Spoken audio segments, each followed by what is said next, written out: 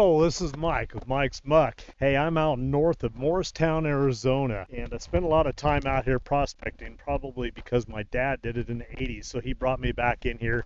He had about 160 acres claimed in here at one time, and he was finding all kinds of gold, but he had a backhoe and a trommel set up in here, and maybe one of these days I'll do it, but right now what I've been doing is going on non-claims. I've been prospecting on so I get back in here to some places and find some old diggings, and plenty of old diggings here. And so I was here about 2 or 3 weeks ago, maybe longer. Anyways, I found me a little spot that started showing some really good color, and I didn't have my big pick with me. And another little secret I'm going to show today, but anyways, that's the spot, this little hole right here. There's something here, so I'm going to attack that.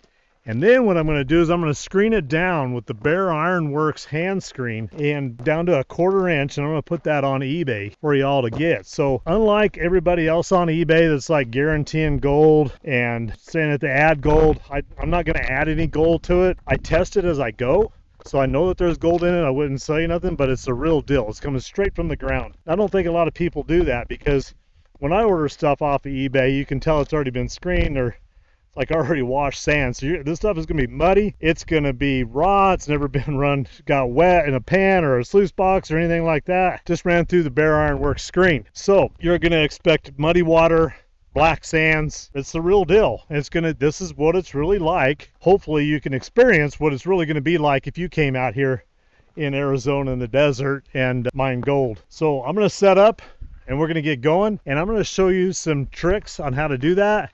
And then I'm also going to show you, or tell you, how to get it on eBay, and a few other things that I got on eBay that's pretty cool too. All right, so I got old White Lightning in here, and this old truck has done me well. It's got over 200 and some thousand miles on it, and I got it all set up for prospecting. I got all my water in here, I got my pans in here, I got tubs in here, I got that Bare Ironworks screen in here, I got a rock crusher, mini rock crusher, which I make and you can buy on eBay. I've got all kinds of instruments in there, metal detectors, everything.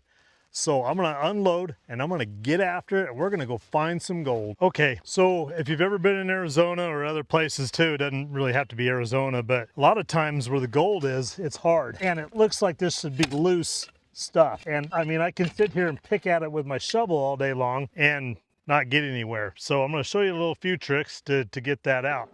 So really, you can see the white here. That's the caliche. Now you got to be careful. A lot of guys will tell you that the gold is above caliche. I've seen gold in the caliche, and I've seen big, huge nuggets in the caliche. It doesn't really matter. Just the area that you're in, kind of got to watch. Sometimes the gold will ride on top of the caliche in the red. So always prospect to make sure that's what it is. So I'll show you a couple of tricks. I have my pick, which it's a little bit hard to swing in here, but we can pick at it like that, and it's still hard to do. And then, of course, I can show you some of this material, bring it up a little bit closer, so that when I break it up, even though that's that kind of whitish caliche, there's still sand in there. I can see it. So you can tell how white that is. And then we're going to be running across the screen, so I guess I better put my bucket down, or my bucket in. And always as a reminder, if you go over to Firehouse Subs, you can get these for $3 with the lid. So we're going to slip the bucket down in there and use the Bare Ironworks screen. And so the oversize 1/4 inch and above goes down there. So there's a couple ways you can do that. You can throw a bunch of shovelfuls up there, vibrate it right off like that. So the next little trick I'll show you is I've got a Milwaukee hammer drill. It's a 18-volt hammer drill. I didn't bring my auger. I got auger bits for this thing. It goes up to like 6 inches. So you can go in here and drill. Of course, this one's not wanting to work for me for some reason. Loosen it up that way. So there's a little trick there. So what I'm going to do is I'm going to keep on working at this. We're going to fill that 5-gallon bucket. I'm going to take some samples, put it in a pan. I got another 5-gallon bucket. I'm gonna fill them both, and that's the stuff that's gonna go on eBay that you can buy. $30 for 5 pounds. It's a pretty good sized box. So it's the real deal. I mean, it's coming straight from here to you. So remember that. I'm not messing with it. I'm not adding any gold to it. I'm just making sure there should be some gold in there.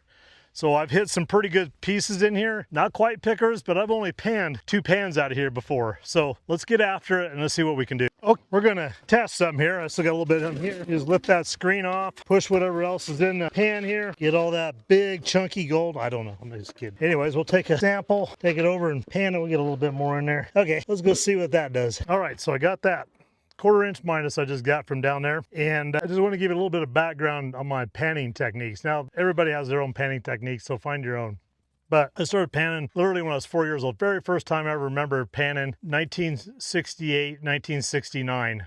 I was about 4 or 5 years old, so it dates me right now, right? Up in Rocky Mountain National Park in the Colorado River. Back then, my dad was from Grand Lake, Colorado. So he started panning way back, way before that. He was panning in the 1950s. He learned from a guy that was actually panning and prospecting gold in the 1800s when he was a young man. So my dad was born in 1930. So anyways, I don't believe that, to my knowledge, they didn't have plastic pans. It was all metal. That's all my dad ever had. So that's why I learned how to pan. So I'm going to show you something as a technique that has been lost, a secret that's been lost. And I've been putting it in a lot of my videos. If you watch my videos, you know. Of course, we're going to shake this thing down. And when I feel down in my pan, I feel that it's loose. It's not compacted. So you got to be careful of that.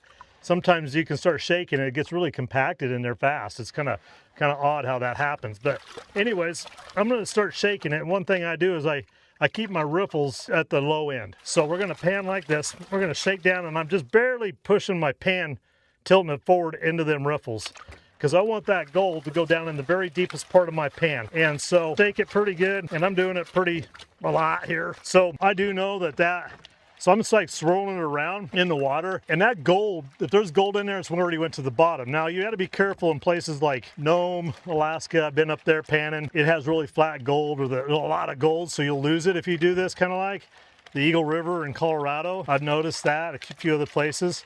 So now I got it down there where it's manageable. That's what I call manageable. Remember how much I had in there. So I really washed out a lot of that loose stuff. So one technique that I'm just going to show you, I pour out all that, and I'm going to show you something here. Put some water in here, clear water. Now, when I shake this up, and this works really good in Nome or Colorado River at Eagle. See how dirty that water is again? If there's dirty water in there, that means there could be gold. If it was the flat gold, it's still going down, or really fine gold. So the really super fine gold is still fighting the heavier rocks, because if you have fine gold fighting a rock like that to get down, it ain't gonna happen. So now here comes the trick.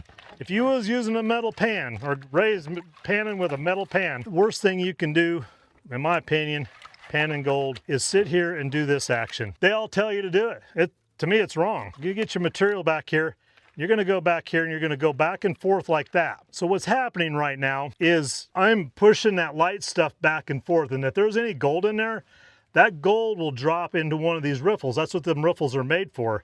So I'm gonna get it back here a little bit more, and then I'm just barely holding on to my pan. I'm just like 2 fingers maybe, but I'm just lightly doing this. And you can see the light stuff just working right off. So if you notice, when guys are panning out there, they're trying to do this number like that because they don't, and then they stop because they don't trust themselves. You can pan this all the way down, doing it this method. Shake it back again.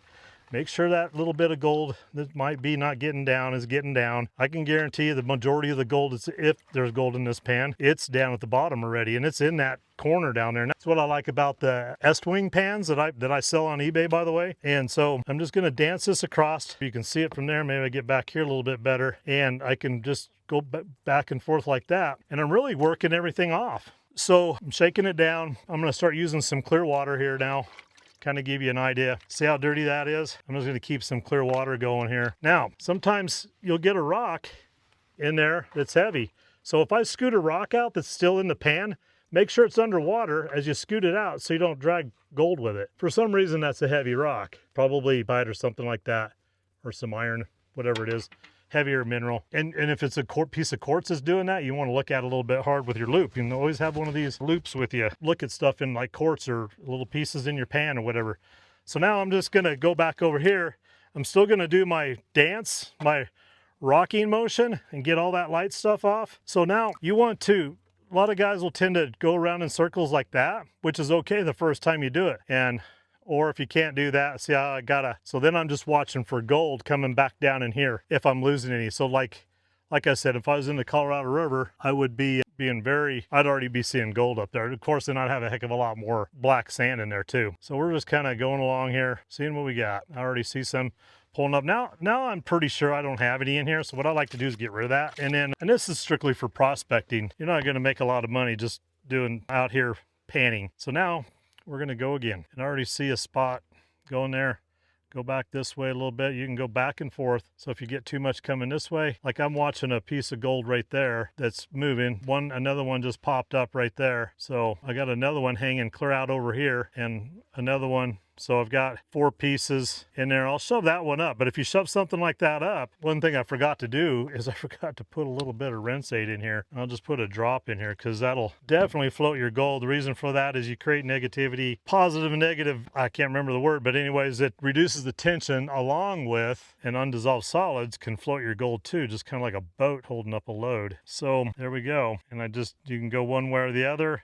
Depends on how that gold's wanting to play with you there. And so put my finger down in here, bring all that gold up there, and looks like I got 4 little pieces there. That one's not too bad. So you can imagine how much you could get in a day.